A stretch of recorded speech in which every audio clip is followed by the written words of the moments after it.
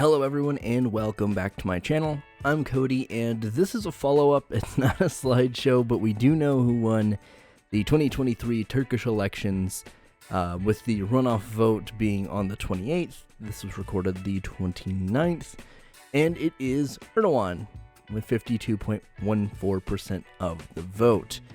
So Kılıçdaroğlu did improve, but didn't quite get the anticipated number of votes that the polls would have led all of us to believe. But, polling is off. That's just kind of the beast with polling. Anyway, so this is here. Like I said, if you want to follow Turkish politics, especially like a larger level, Recep Solu, I really hope I'm pronouncing his name right, is a great resource. It's kind of my go-to as this was unraveling. You can go to his little page here.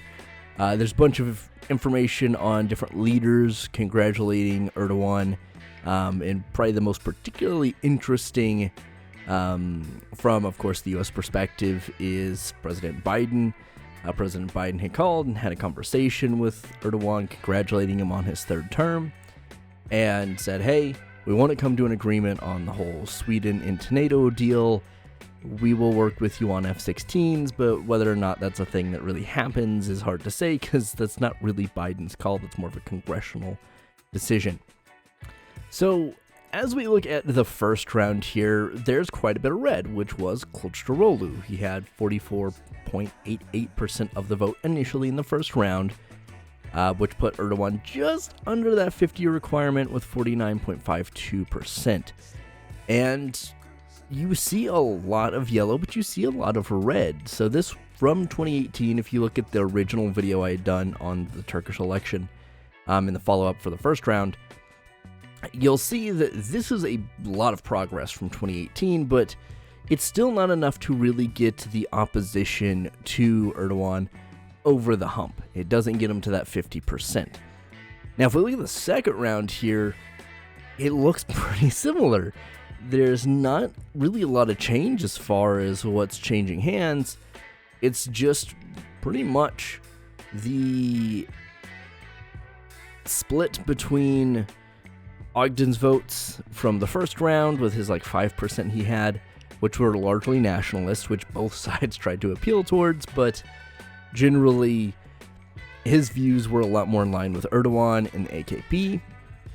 And with Kılıçdaroğlu and the CHP and the table of six trying to get in on some of those nationalist votes, they kind of alienated their Kurdish voters.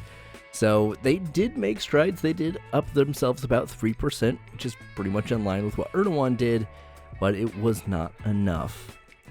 So this is a really short video. I know that there are a lot of things going on and there's a lot of implications I can talk about, which I may do later.